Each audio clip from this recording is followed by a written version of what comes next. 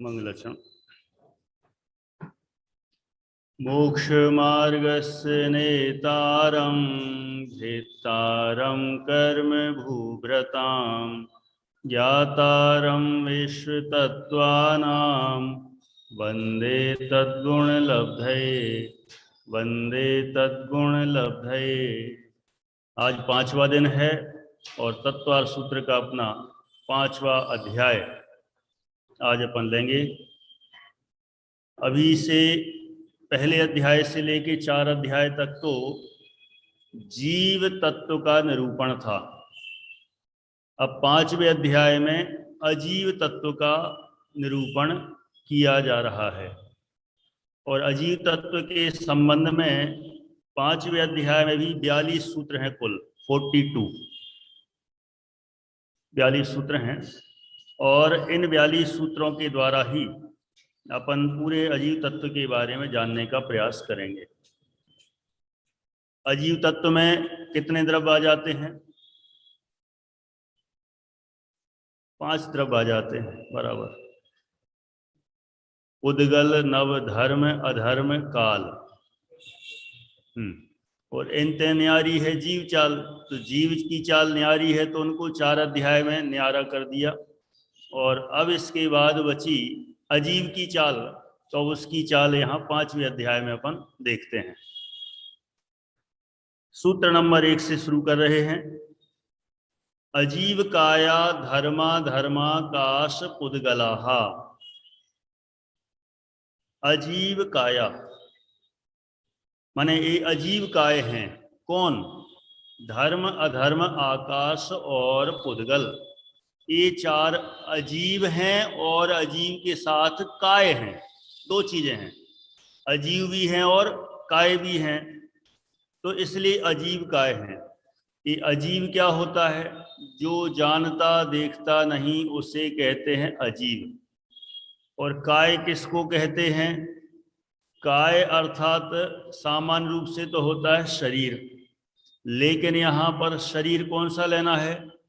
ये काय का अर्थ सामान्य रूप से शरीर होता है, लेकिन यहाँ लेना है काय माने बहुप्रदेशीपना, बहुत प्रदेशों का समुदाय, उसको यहाँ पर काय लेना है।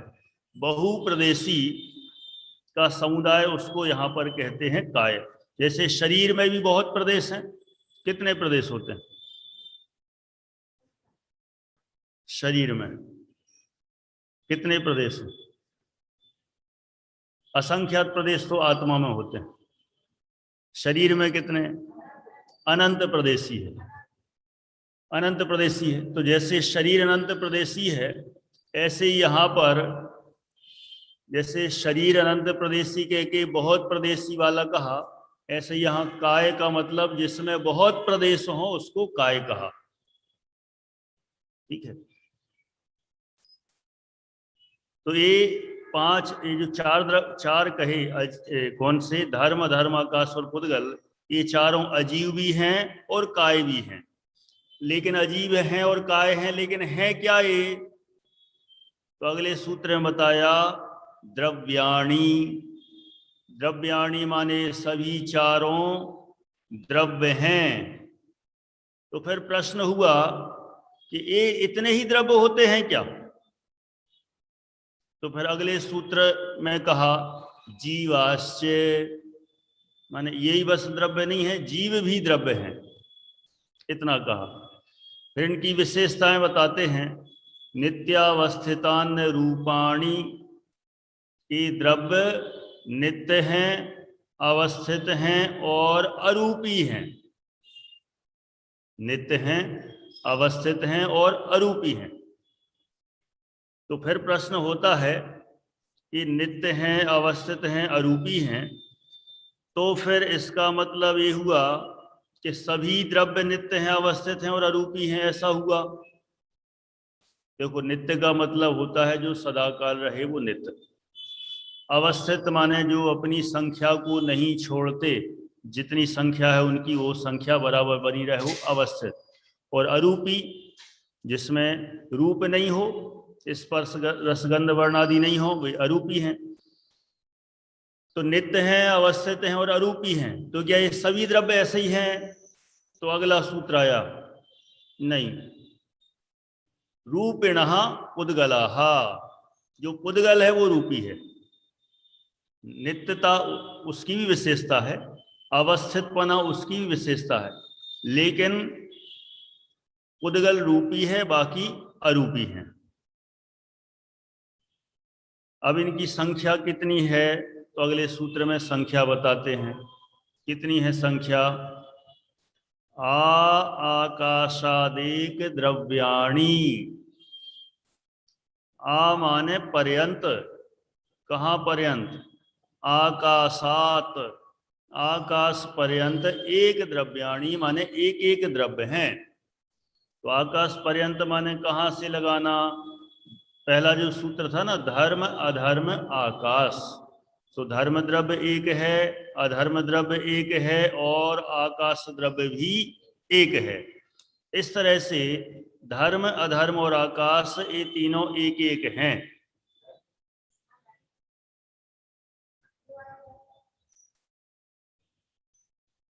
एक एक है, ये वाली बात कही। फिर अगला एक और विशेषता बताते हैं, निष्क्रियाणि च। ये सभी कैसे हैं? निष्क्रिय हैं। निष्क्रिय हैं माने क्रिया रहित हैं। कौन सी क्रिया रहित हैं? देखो, निष्क्रिय के भी दो अर्थ होते हैं। सामान्य अर्थ है क्रिया रहित। अब क्रिया रहित के भी दो प्रकार है ना विपिन जी साहब। कौन से दो? एक तो है क्रिया रहित का मतलब एक क्षेत्र से दूसरे क्षेत्र गमन नहीं करना, और एक क्रिया रहे जिसमें परिणमन ही ना हो, वो निष्क्रिय। तो यहां पर निष्क्रिय का अर्थ कौन सा लेना? एक क्षेत्र से दूसरे क्षेत्र गमन नहीं करना, उसको निष्क्रिय कहा। क्यों? क्योंकि यहां पर सभी द्रव्य जो निष्क्रिय जो कहा जा रहा है, तो निष्क्रिय माने ऐसा तो कोई भी द्रव्य नहीं है जो निष्क्रिय हो। सभी द्रव्य सक्रिय हैं। सक्रिय है का मतलब अपनी जगह पर रहकर उनका परिणमन तो निरंतर चलता ही रहता है। तो सभी द्रव्यों का परिणमन चलता है, तो द्रव्य तो सभी सक्रिय हैं। तो फिर निष्क्रिय है यहां कहा, तो निष्क्रिय से क्या लेना?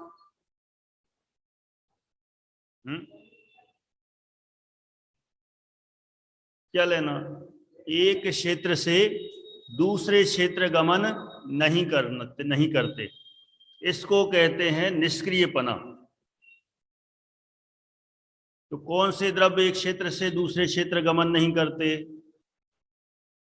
ये बताए ना, धर्म द्रव्य, अधर्म द्रव्य और आकाश द्रव्य।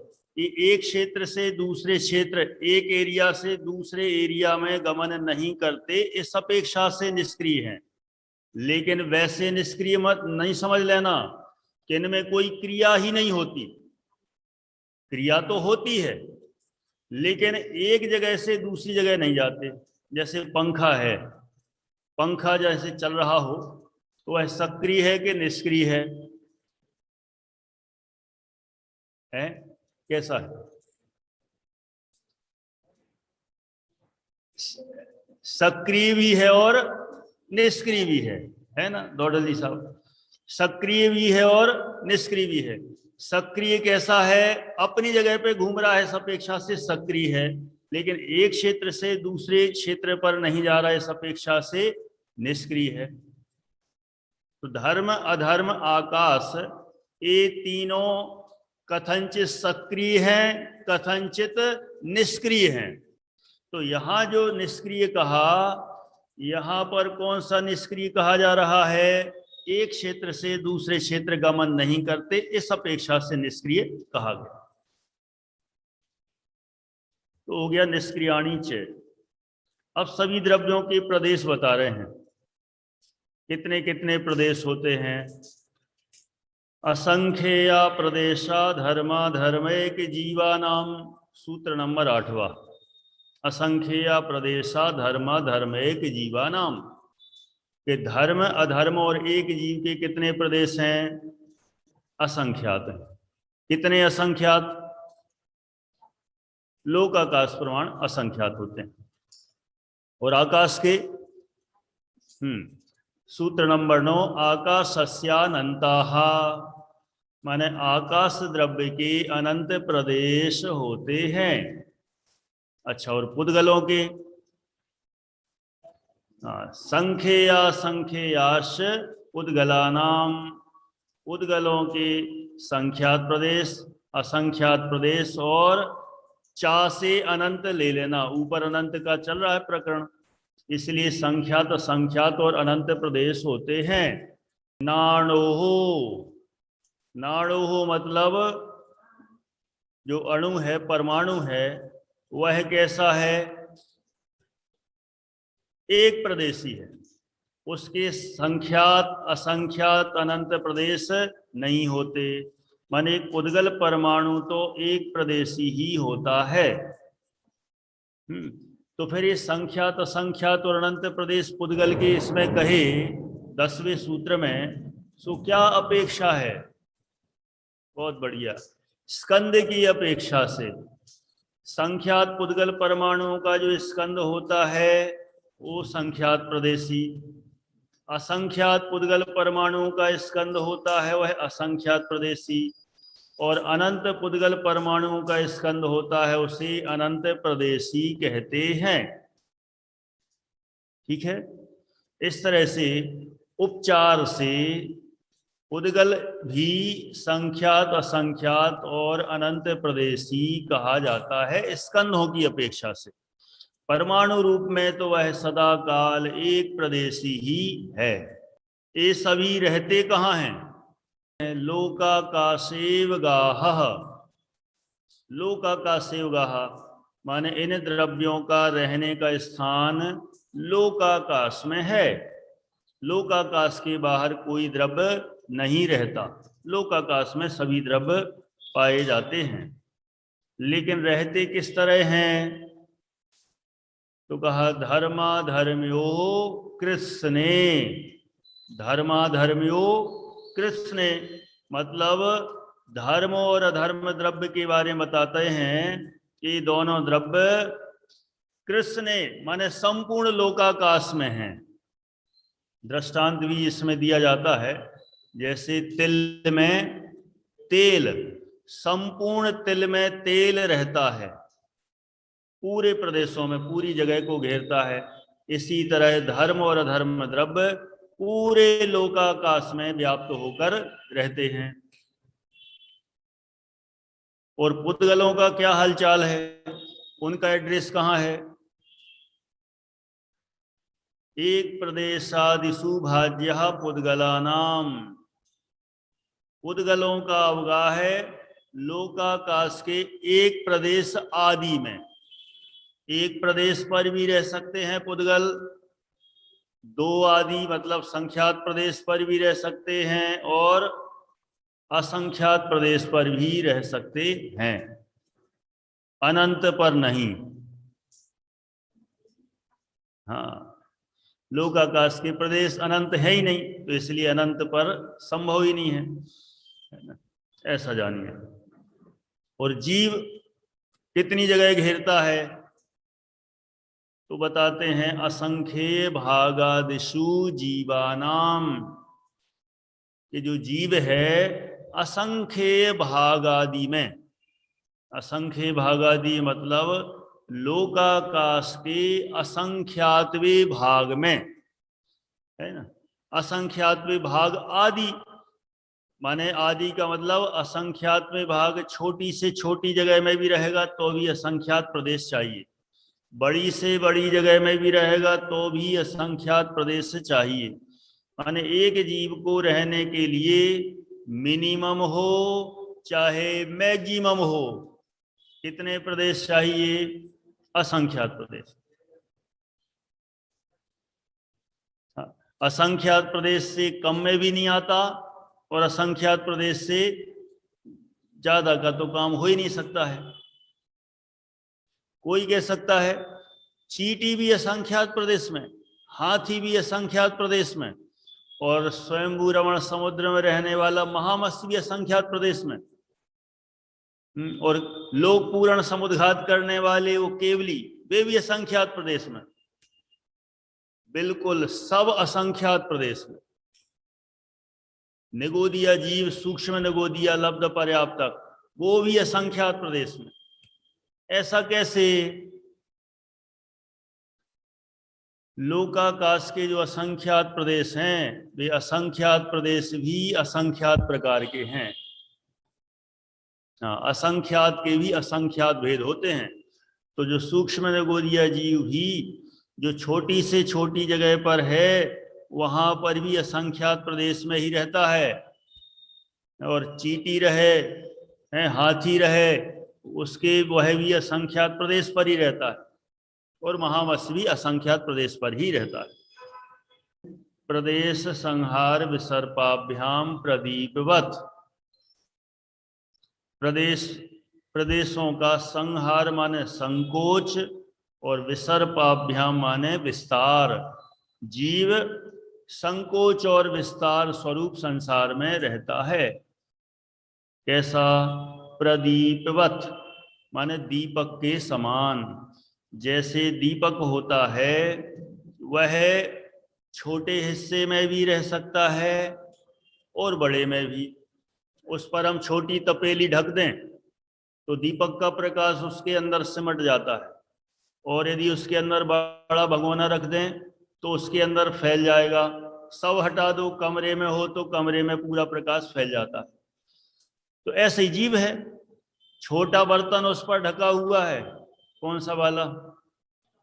सूक्ष्म निगोदिया जीव का शरीर, वो छोटा बर्तन है। फिर और आगे बढ़ाते जाओ, चींटी लगाओ, हाथी लगाओ, चाहे वो महामत्स्य पर ले जाओ, तो बड़े बड़े बर्तन है, शरीर वाले बर्तन।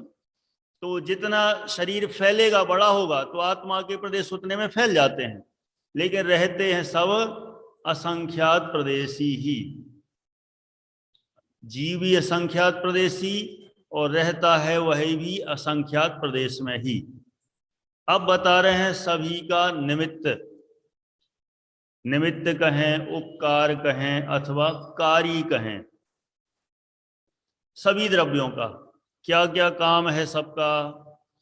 तो गति स्थित्युपग्रहो धर्माधर्मयो रूपकारः। गति और स्थिति में निमित्त होना धर्म और अधर्म द्रव्य का उपकार है। गति माने गमन और स्थिति माने ठहरना। ये धर्म द्रव्य का उपकार और अधर्म द्रव्य का। गमन में उपकार है धर्म द्रव्य का, और ठहरने में उपकार है, रुकने में अधर्म द्रव्य का। इसके बारे में डिटेल इतना सा और है कि जो जीव, अच्छा इसमें दो पर ही उपकार करते हैं, जीव पर है और मात्र पुद्गल पर, क्योंकि यही चलते हैं और यही ठहरते हैं, और जो चलता है वही ठहरता है। बाकी तो ना कोई चलते हैं ना ठहरते हैं, इसलिए उन पर इनका उपकार नहीं होता। तो जो स्वयं चले, जीव हो चाहे पुद्गल, तो स्वयं चलते हुए जीव पुद्गलों के चलने में निमित्त बनता है धर्म द्रव्य। और जो गमन पूर्वक ठहर रहे हों, कौन? जीव हो या पुद्गल, तो गमन पूर्वक ठहरते हैं, तो उनके ठहरने में, रुकने में निमित्त बनता है अधर्म द्रव्य। जबरदस्ती कोई नहीं चलाता। अगले सूत्र पर आते हैं, 18वां। आकाश द्रव्य का क्या उपकार है? आकाशस्यावगाह माने वह सभी द्रव्यों को रहने के लिए स्थान देता है, जगह देता है। अब इसके बाद आ गए पुद्गलों का उपकार। क्या है पुद्गलों का उपकार? शरीर वांग मनः प्राणापानाः पुद्गलानाम, के शरीर की रचना करना, वचन की रचना करना, मन की रचना करना, और प्राणापान माने श्वासोच्छ्वास, इन सबको इन सब का उपकार करने वाला माने इनकी रचना आदि रूप से जो कार्य करने वाला वह कौन है? उद्गल द्रव्य है। ठीक है, इसमें चार्ट तो दिया है विस्तार से कि शरीर 5 प्रकार के हैं, औदारिक, वैक्रियक, आहारक, तेजस और कारमाण। इन सब का उपकार कौन करता है? उद्गल द्रव्य। वचन भी 2 प्रकार के, द्रव्य वचन और भाव वचन। मन भी 2 प्रकार का, भाव मन और द्रव्य मन। और आगे प्राणापान माने प्राण और अपान। प्राण माने उच्छ्वास और अपान माने श्वास। ये हो गया श्वासोच्छ्वास। ये भी सब पुद्गल कर्म से, देखो इनमें कुछ तो पुद्गल कर्म से रचित हैं और कुछ पुद्गल कर्म से प्राप्त हैं। जो भाव रूप है ना, भाव वचन और भाव मन, ये तो पुद्गल कर्म से प्राप्त चीजें हैं, शौफ समाधि रूप। और ये जो बाकी सारी रचनाएं हैं ये सब पुद्गल कर्म से रचित है, लेकिन ये सारा पुद्गल कर्म का ही उपकार। पुद्गल कर्म से प्राप्त माने पुद्गल कर्म के शौफ सम से प्राप्त। अगला है सुख दुख जीवित मरणोपग्रहाश्च। सुख दुख जीवन और मरण ये भी सब पुद्गलों के उपकार हैं। लेकिन यहाँ पर ये हमें विशेष ध्यान देना है, सुख देना और दुख देना ये पुद्गल के उपकार कहे जा रहे हैं। तो यहाँ पर सुख और दुख पुद्गल के उपकार कैसे बनेंगे? जबकि तो कहते हैं पुद्गल तो सुखी दुखी करता नहीं, तो फिर कैसा लेना यहाँ? पहला नंबर तो ये जो सुख दुख हैं ये कौन से सुख दुख हैं? इंद्रिय जनित बाहरी जो सुख दुख हैं, ये आत्मीय सुख की बात नहीं चल रही है, इंद्रिय जनित सुख। तो इंद्रिय आदि के निमित्त से जो सुख दुख प्राप्त होता है तो इन्हीं पुद्गल का ही उपकार है। इंद्रिय विषयों के निमित्त से होता है जो सुख दुख, वो पुद्गल का ही उपकार कहा जाता है। पुद्गल के निमित्त से हो तो पुद्गल का। देखो यहां खुलासा किया है, सुख साता वेदनी का उदय होने पर जीव को जो प्रसन्नता हुई ये भी पुद्गल का उपकार है, साता वेदनी के निमित्त से हुआ।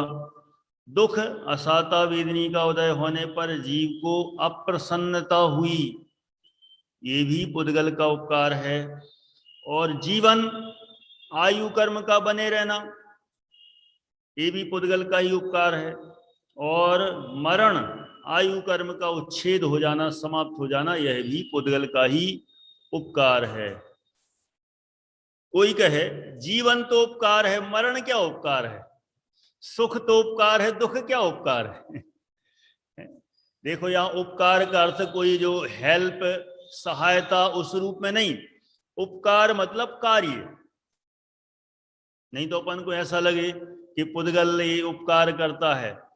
उपकार का मतलब यहाँ कोई जो अपन लोक में जो उपकार के लिए प्रयोग करते ना, इन्होंने हम पर उपकार किया, हेल्प की, सहायता की, मदद की, इस रूप में नहीं।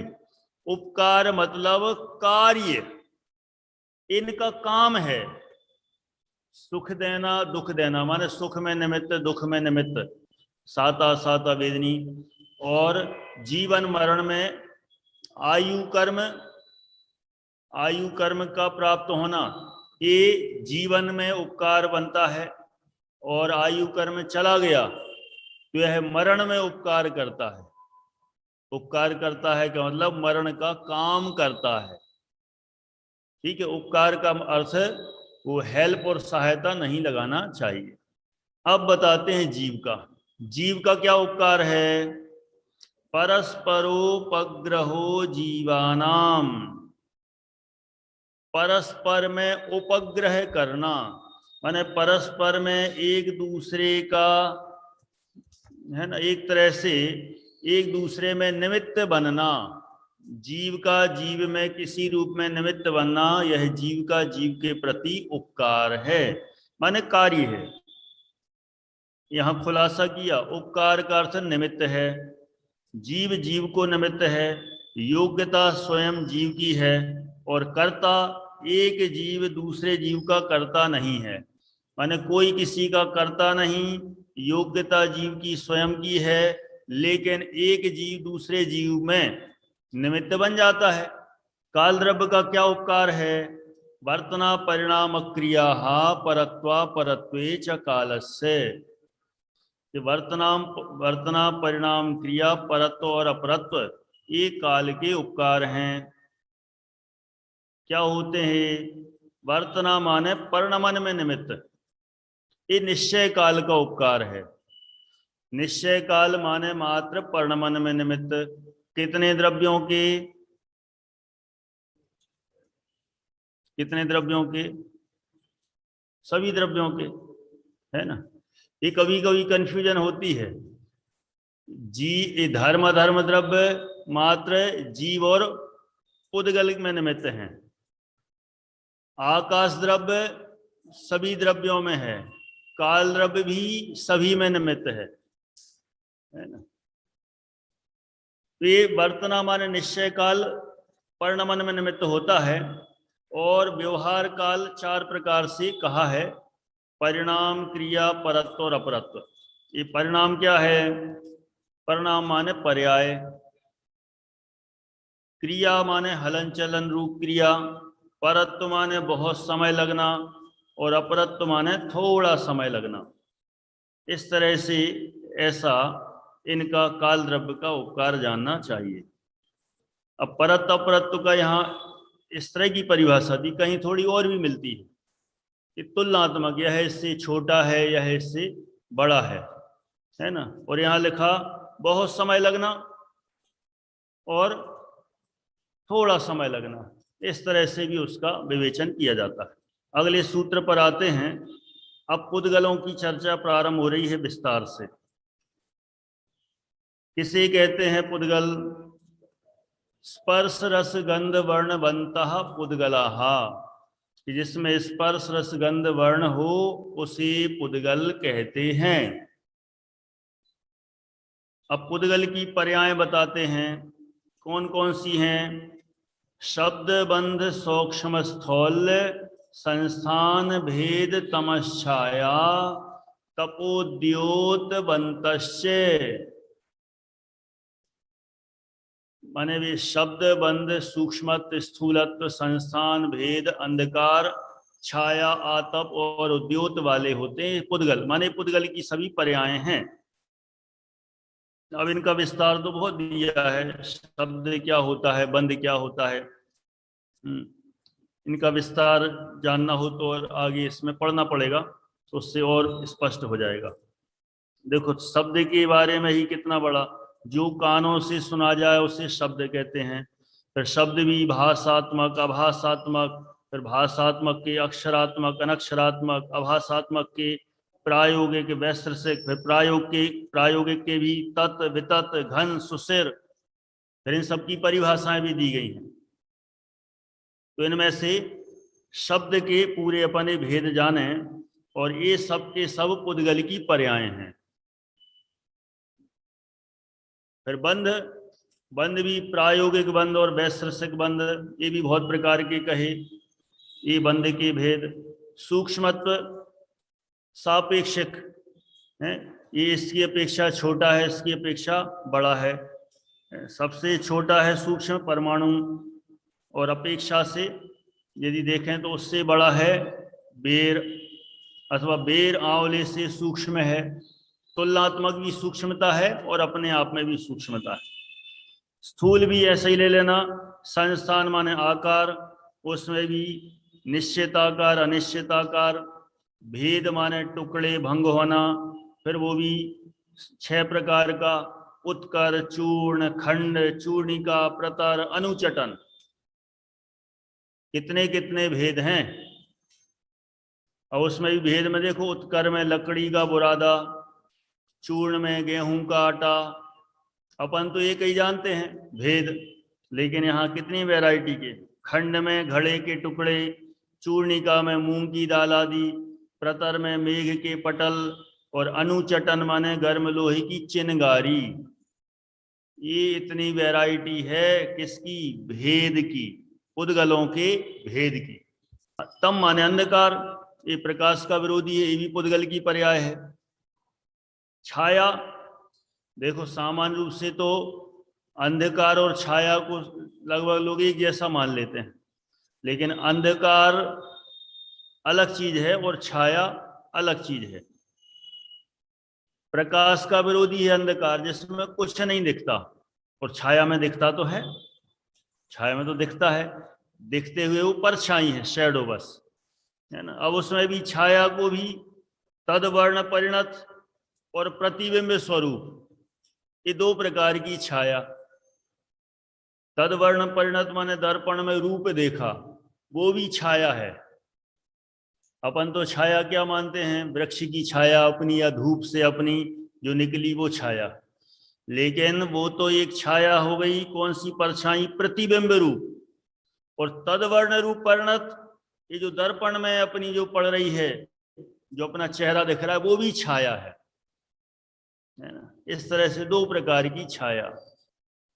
आतप, मूल में ठंडा आभा गर्म हो, सूर्य का विमान उद्योत मूल और आभा दोनों शीतल हो, जैसे चंद्रमा का बिंब जुगनू आदि। इस तरह से पुद्गल की पर्यायें कही। अब पुद्गल के भेद कहते हैं। कितने भेद हैं, दो भेद हैं। कौन से, अणवः स्कंधाश्च, माने अणु माने परमाणु, और स्कंध परमाणु तो बिल्कुल जिसका ना आदि है, ना मध्य है, ना अंत है। पुद्गल का सबसे छोटा अंश है ना, वो है पुद्गल परमाणु। और स्कंध दो या दो से अधिक परमाणुओं का जो बंध होता है उसको कहते हैं स्कंध। तो ये पुद्गल के दो भेद कहे। अब देखो स्कंद की भी कितने वैरायटी बता दी, स्कंद, स्कंद देश और स्कंद प्रदेश, है ना। ये भी बहुत सारे प्रकार हैं। स्कंद को क्या कहा, सर्वांश में पूर्ण, लंबाई चौड़ाई मोटाई तीनों हो, तो कम से कम 8 परमाणु लगते हैं स्कंद में, है। और देश कहेंगे तो स्कंद का आधा लंबाई हो और चौड़ाई हो तो 4 परमाणु लगेंगे। और स्कंद जो प्रदेश है, तो प्रदेश में देश का भी आधा, सिर्फ लंबाई हो 2 परमाणु। तो अपन क्या बोलते हैं स्कंद की परिभाषा में, 2 या 2 से अधिक परमाणु के बंध। यही परिभाषा सबको पता है, लेकिन ये परिभाषा सामान्य है। यदि विशेष रूप से देखेंगे तो ये लंबाई की अपेक्षा कम से कम 2 परमाणु चाहिए, तो वो क्या बनेगा, प्रदेश, स्कंध प्रदेश। और यदि 4 परमाणु हो तो स्कंध देश, और 8 परमाणु हो तो वो पूरा स्कंद बनता है, ऐसा, जिसको कहते हैं, है ना, स्कंध सर्वांश में पूर्ण हो। तो माने एक सामान्य कथन अलग है और ये विशेष विस्तार से सूक्ष्मता से कथन है। अब परमाणु किसको कहते हैं, तो परमाणु के भी यहां पर बताया कि जिसमें स्पर्श हो, रस हो, गंध हो, वर्ण हो, लेकिन स्पर्श होते हैं 2, है ना। सामान्य रूप से प्रसिद्धि है कि स्पर्श एक ही होता है, लेकिन स्पर्श 2 होते हैं, रस एक, गंध एक, वर्ण एक। अब उसमें भी 2 स्पर्शों में से जो शीत और उष्ण है उसमें से एट ए टाइम एक, और स्निग्ध रूक्ष में से एट ए टाइम एक रहेगा। तो ऐसे 2 स्पर्श, ठीक है। और वो जो और भी 4 और है ना, कौन से, हल्का भारी कड़ा नरम, ये तो वो पर्याय रूप हैं। ये हल्का भारी कड़ा और नरम, ये तो प्योर पर्याय रूप ही है। और जो स्निग्ध रूक्ष शीतोष्ण, ये गुण रूप हैं। लेकिन सामान्य रूप से वो विवेचन तो सब एक जैसे ही चलता है कि स्पर्श के 8 गुण हैं अथवा 8 पर्याय हैं, ऐसा कह देते हैं। लेकिन स्निग्ध रूक्ष शीतोष्ण एक गुण रूप में माने जाते हैं, और एट ए टाइम 2 में से कोई एक रहेगा, या तो ठंडा या गर्म, अथवा स्निग्ध अथवा रूक्ष। तो 2 ये हो गए। और 5 रस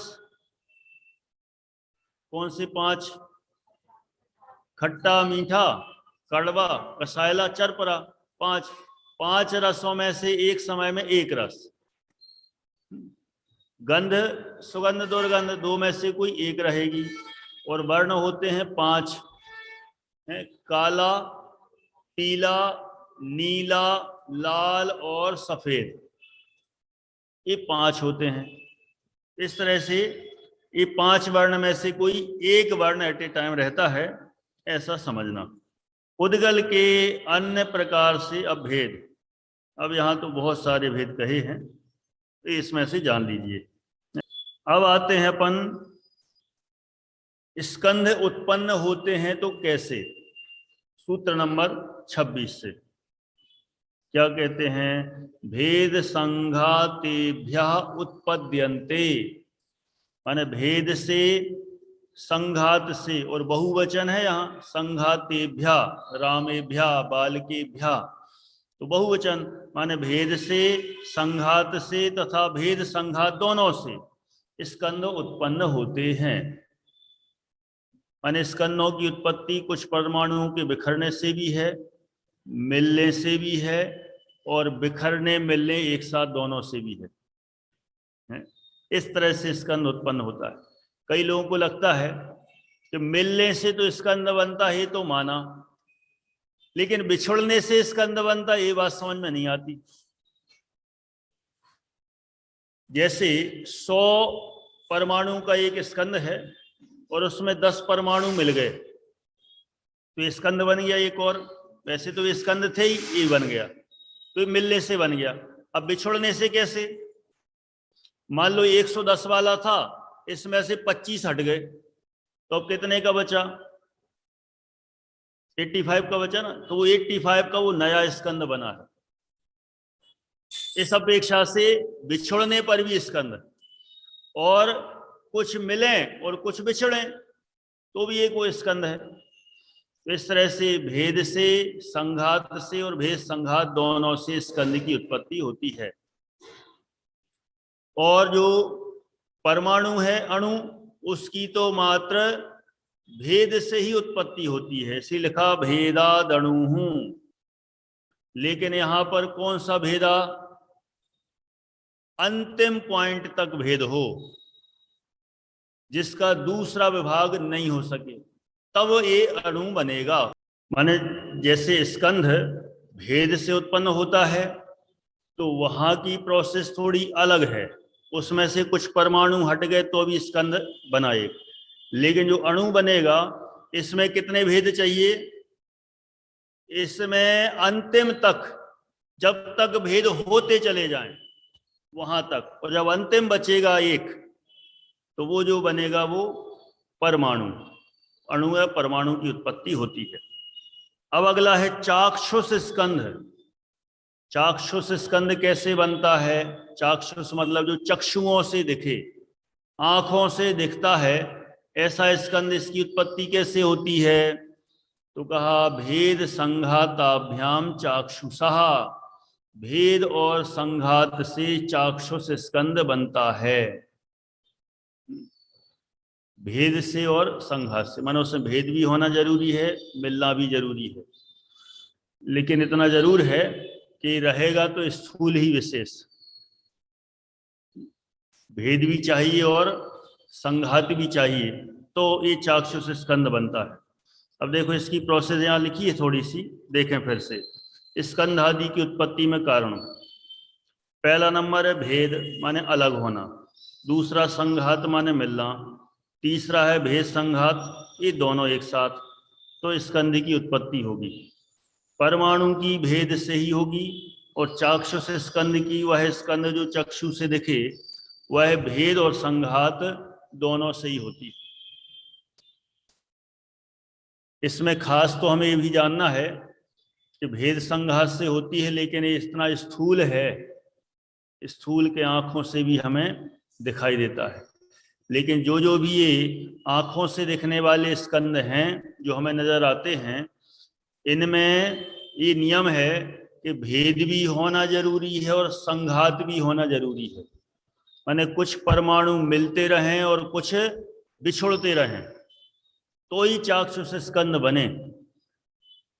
बहुत सारे स्कंद ऐसे जो हमें दिखते ही नहीं, बहुत सारे स्कंद ऐसे हैं अपने सामने यहीं भरे पड़े हैं, अनंत अनंत परमाणुओं तक के, वे भी नहीं दिखते। जो चाक्षुष स्कंद की उत्पत्ति है इसमें मिलना और बिछुड़ना दोनों को कंपस है। जैसे शरीर है, तो इसमें परमाणु हर समय मिल भी रहे हैं और बिछुड़ भी रहे हैं। ये जो मकान आदि है जितने भी अपन को सब दिख रहा है ना, इनमें हर एक में भेद भी हो रहा है और संघात भी हो रहा है।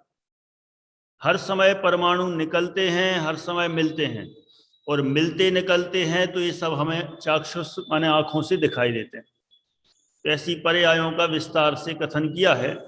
और ऐसा भी कहते ही हैं, सामान्य शास्त्र तो नूनम विशेषो बलवान भवेत। सामान्य कथन से विशेष कथन बलवान होता है।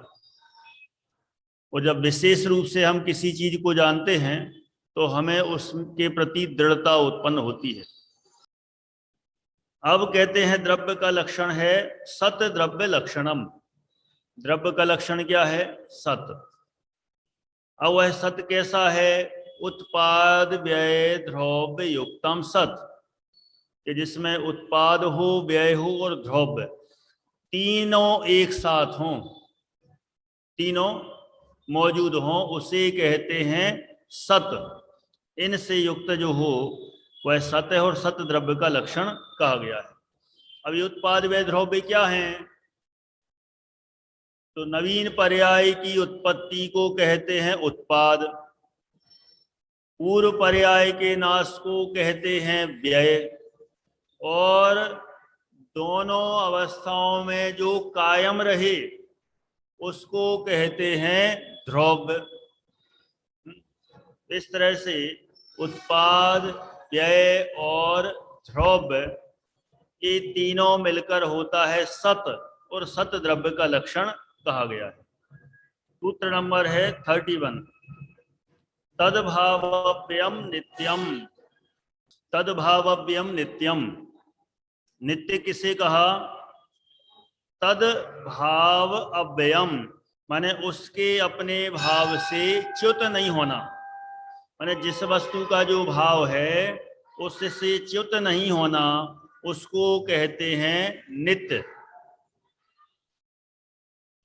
अर्पिता नर्पित सिद्धे है, मुख्यता और गौणता की अपेक्षा एक वस्तु में विरोधी मालूम पड़ने वाले दो धर्मों की सिद्धि होती है। इस यादवाद शैली के लिए है ना। जैन धर्म का आधारभूत सिद्धांत, उसके लिए सूत्र है अर्पित माने मुख्य और अनर्पित माने गौण। अर्पित माने मुख्य और अनर्पित माने गौण, ये दो चीजें हैं। देखो इसमें से पढ़ते हैं। वस्तु अनेकांतात्मक अर्थात अनेक धर्मों वाली है।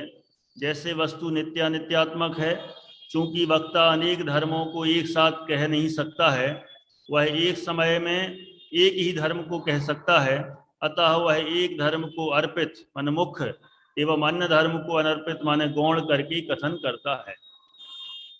इस तरह से ये अर्पिता अनर्पित सिद्धि की यहाँ पर चर्चा हुई। अगला है सूत्र नंबर 33वां। अब बंध का लक्षण और कह रहे हैं यहाँ, क्या है? स्निग्ध रूक्षत्वाद बंधा, माने पुद्गलों का परस्पर में जो बंध होता है उस बंध की यहाँ बात है।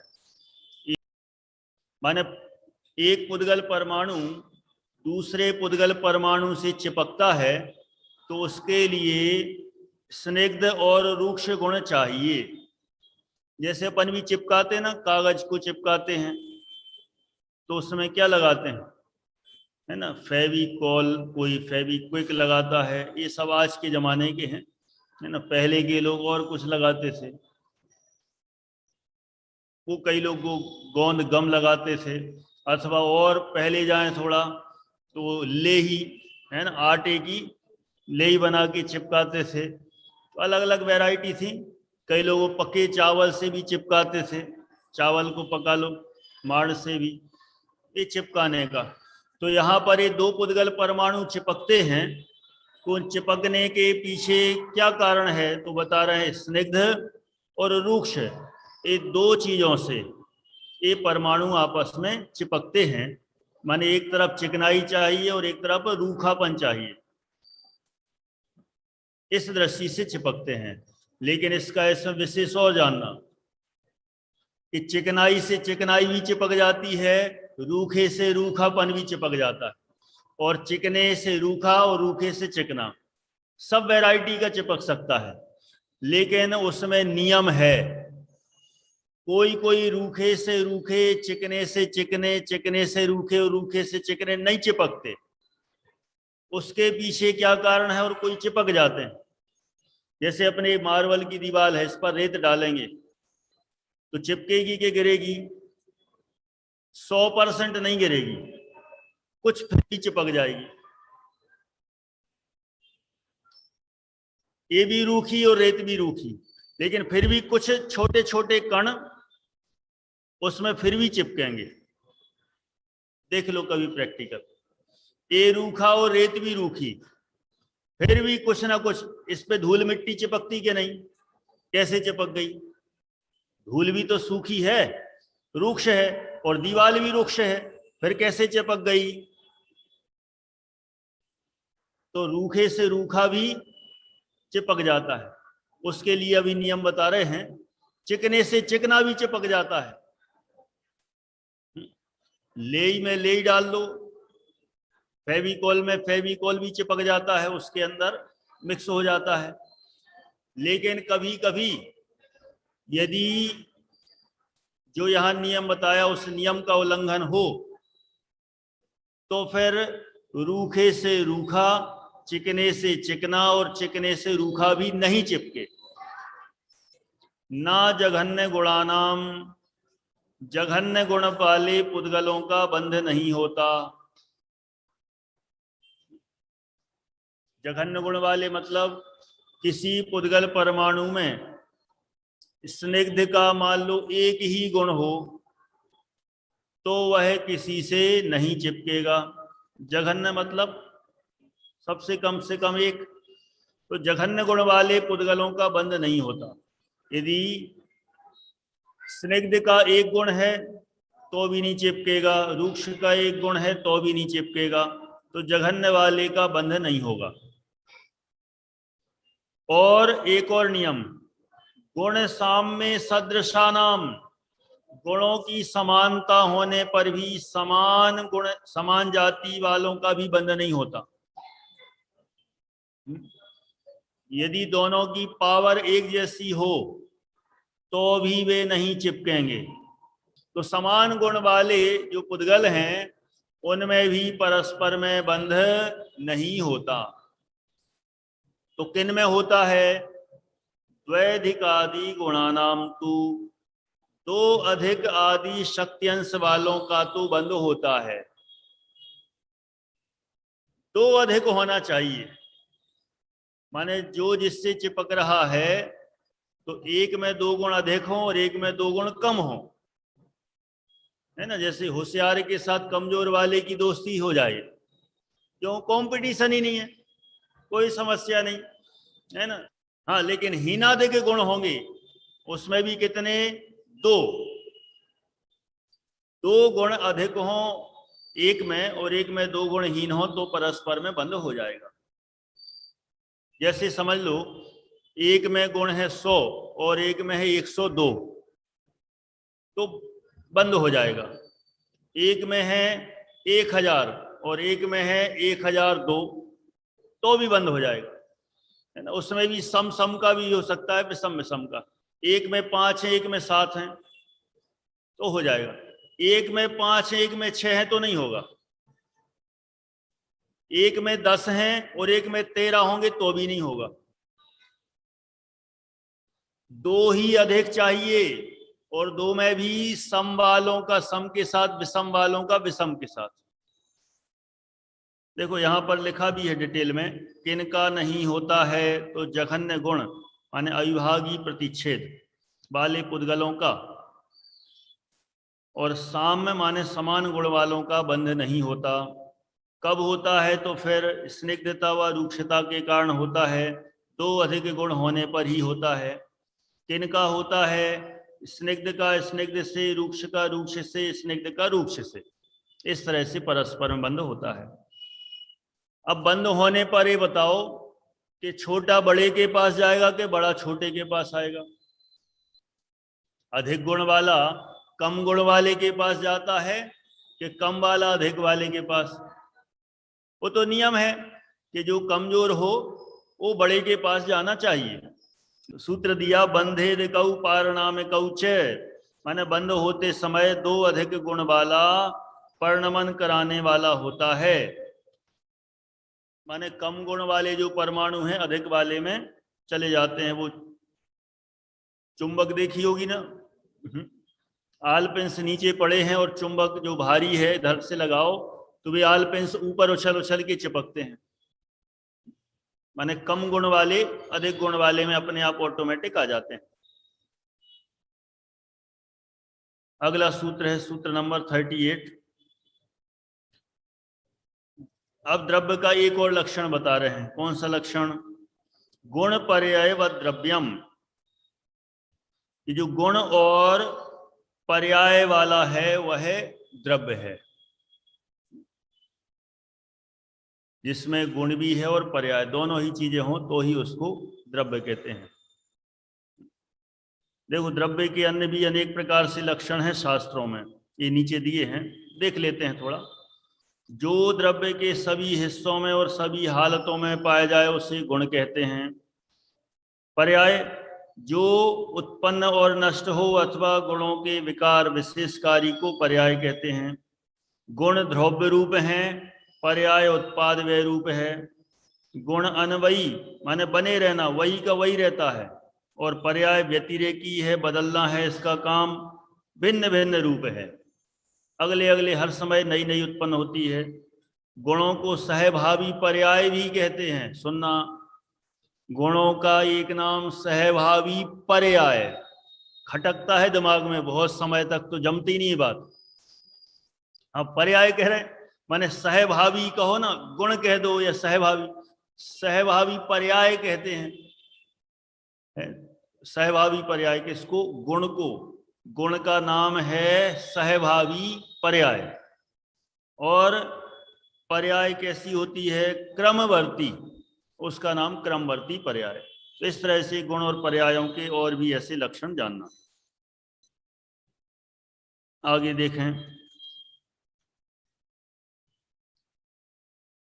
सूत्र नंबर 39।